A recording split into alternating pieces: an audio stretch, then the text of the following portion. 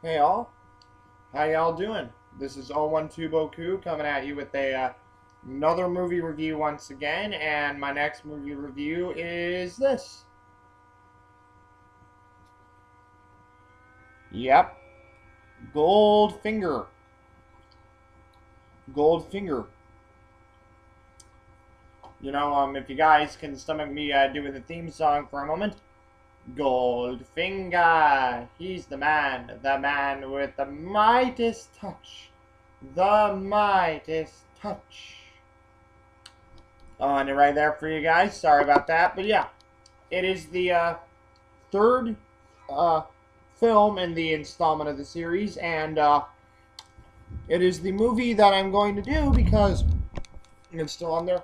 I mean, as you guys knew, I was doing movie trailers and everything, which I did think was cool and whatnot, but at the same time, you know, they weren't catching my eye. Plus, I noticed a lot more people have still been looking at my movie reviews, technically, and you know, all that good stuff. But it's been going good, and stuff's been really awesome, and I enjoy making movie reviews for you guys. Sorry, going on my own little rant there. I apologize.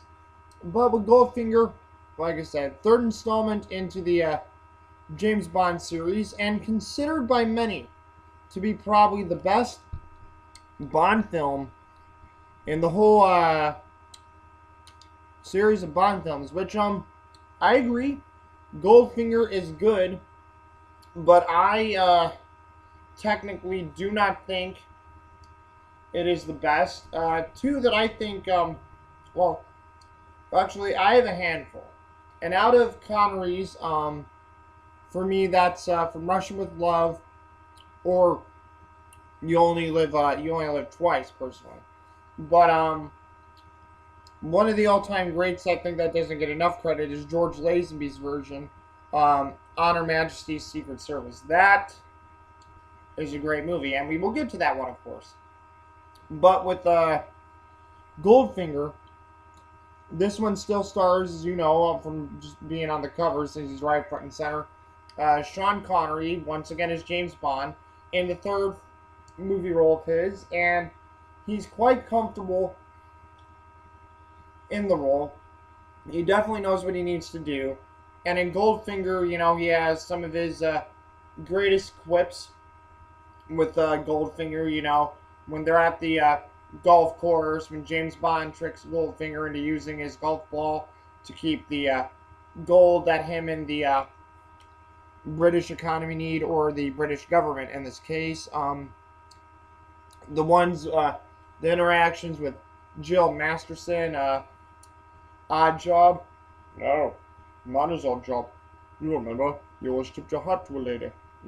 Stuff like that, and like probably one of the most famous ones before you get to the other greatest quote by Goldfinger is when the laser scene, in the laser scene part, when it turns on and it's coming up to him to, I guess, disassemble his manhood. um, yeah, Bond like trying to evade it, but of course he's tied down to this table, and he's like, "Thank you very much. I think you made your point, Goldfinger. Thank you very much for the demonstration." And then Goldfinger's like, "Choose your last witticism carefully, Mr. Bond. It may be your last." And so the interactions between them all were great, and it's just good stuff. It also has, let's see here. Oh yes, Gert Frobe as Goldfinger, a man who I believe was a very good choice, and had the part, had the look, and he seemed like a very simple man. And with Goldfinger, what his thing was just straight up greed and finding any way to increase his gold supply. I mean, that was really his main goal, to just increase his gold supply, tenfold, and to do what he needed to do at any cost, and to just have the value of his gold be better than everybody else's. Because he even says during Bond's capture, during almost Bond's torture scene or castration scene, as some people call it. You know, he's loved gold all his life. He's loved the color, what gold can do, and he gets picked on by Bond right at the start of the movie when you know, Bond does this thing that he has to do in Cuba, stopping a revolution that could hurt the country and the world. He's in Miami Beach, and what he thinks is M giving him a vacation is actually a assignment to spy on Aura Goldfinger, who is a German or a Dutchman who who came into riches at some point in his life. We don't know when, and you know, he plays card games with this gentleman who he takes to the cleaners every week, and you know, wins money from him. And that's how Bond interacts with him. You know, like Bond interacts with Goldfinger, just by getting involved in the card game and having Goldfinger lose, and then that way he would, you know, get to know Goldfinger more and get him on the spot. But what happens is Goldfinger has this woman who was helping him cheat on the other player by using binoculars to look at the gentleman's hand, and Bond goes in to basically give her persuasion not to do it, and he costs Goldfinger his game, causing Goldfinger to be extremely mad at him. And what happens is, while I believe the person is Tanya Masterson, or Jill. No, not Tanya. Sorry, I'm thinking of the person who I think did Tilly Masterson, I think. But Jill Masterson. Like when when Jill Masterson and Bond, there we go, got my bearings, were, you know, fooling around, having sex and whatnot. Like, they were doing well and, you know, just having a good time. And what happens is Bond gets up to get some more champagne for him and Jill.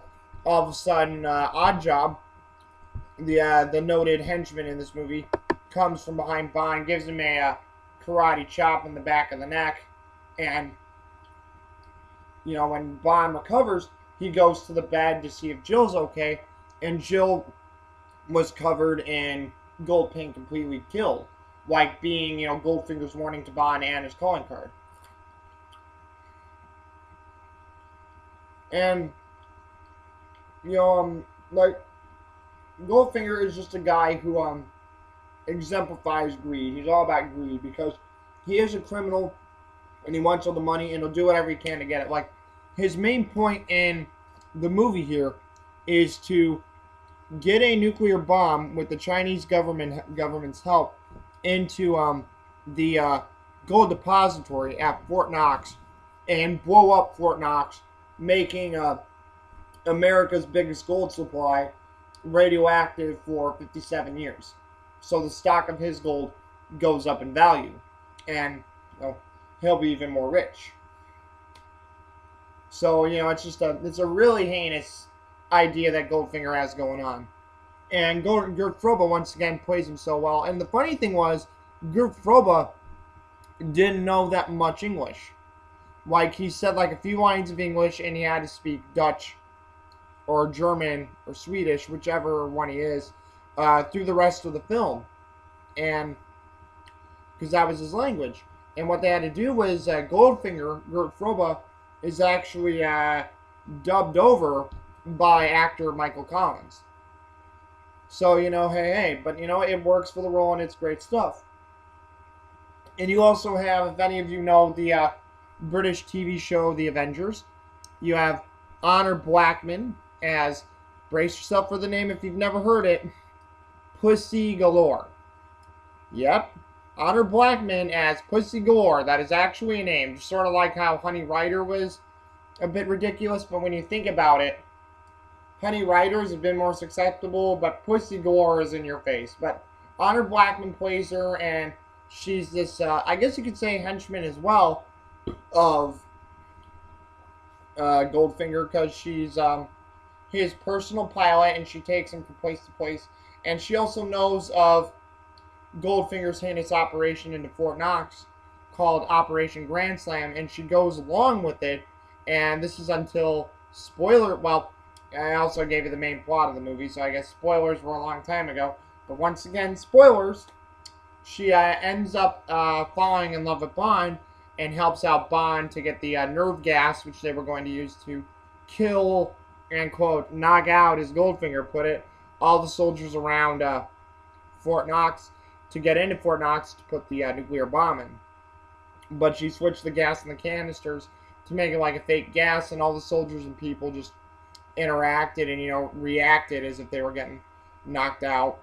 So it was a cool little thing that she did, and Honor Blackman does bring a good amount of charm to the movie, and she does bring a good depth to the character, and in many ways is sort of like that anti-woman foil for Bond. She tells Bond throughout the film, you know, you can't turn on the charm. I'm immune, you know, I don't fall for men like you, you know. I stay away from a good portion of all this stuff. So, you know, Honor Blackman sort of plays that throughout the film.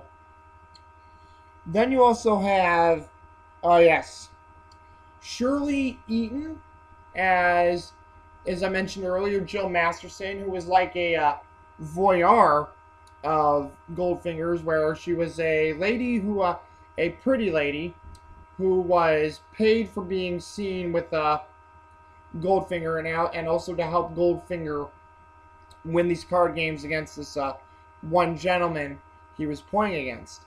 And as the movie goes on, you know, she gets, you know, caught up in Bond's personal affairs. They have their love interest and thing, you know, and she's very playful and giddy and, you know, sort of like a wildcat with James Bond.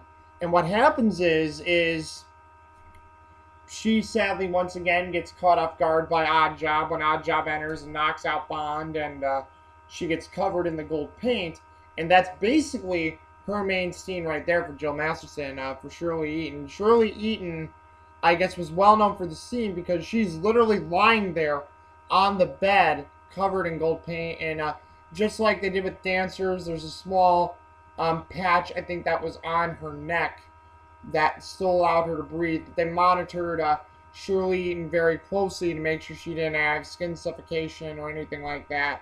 So they watched her like very close to make sure she was okay and that nothing, you know, ended up happening. So that was, you know, a very cool thing to just have and see, of course. And to know that, once again, Shirley Eaton was very cool at doing it, because I know if I had to do that, I'd be a little nervous doing that scene. And I guess I could also mention the henchmen in this movie, because besides, like I said, besides the returning Lois Maxwell and Bernard Lee as M and Moneypenny, who still do a great job, you also have Harold Sakata, who does Odd Job, who does Odd Job in this movie, who was a Hawaiian, I think a Hawaiian or Korean wrestler, actually. And this was his first movie, I think one of his first and only movies he did. And I guess he was really happy to do it. Had a great relationship with Guy Hamilton, the director, and really ended up, playing the character well, and really was this imposing figure. Because Harold Sakata, although small in height, is a huge, huge guy in stature. And it's just awesome, the fight scene that he and Bond have in the vault of Fort Knox. How, at some point that he and Bond were going to, face off against each other. So, it's just really, really cool. Also, this is the first movie that gives us the first real big glimpse into Q, Desmond Llewellyn's character, who, is the guy who gives him all the gadgets throughout the film and gives him his most famous gadget of all in this film, which is the Aston Martin DB5, as he calls it, with modifications, with the smoke screen, the oil slick, the machine guns and the headlights. I think there were the spikes to blow out tires, and the spikes on the side of the tires to cause damage to vehicles if they're following you.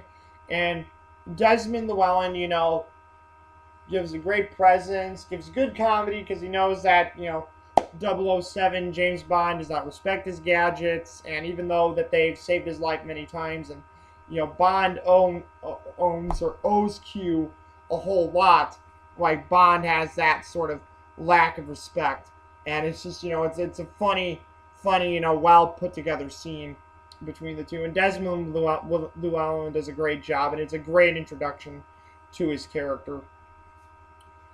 And overall, the movie is a great movie. The Battle for Fort Knox is enjoyable. Lots of good action.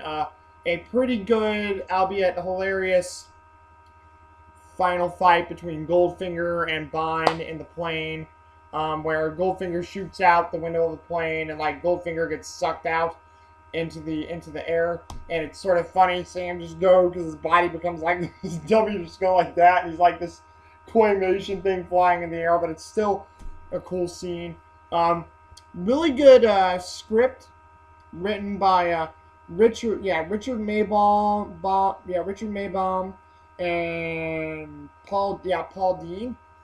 Richard Maybaum and Paul Dean, I believe from what I heard from the audio commentary, stuck very close to the script again.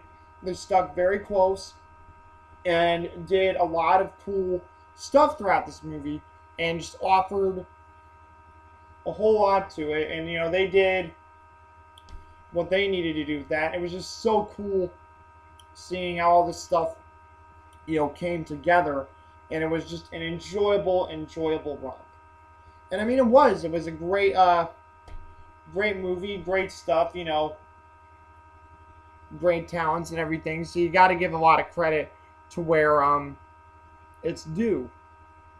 And because the movie is good. Like I said, it may not be my top movie like it is everybody else's, but I give Goldfinger due credit. It is a great movie. And Guy Hamilton, great director for this movie. I know Terrence Young. There we go. Terrence Young stepped aside because I don't think they didn't say why, but I think he did not want to do this particular movie, or like Terrence Young wasn't available.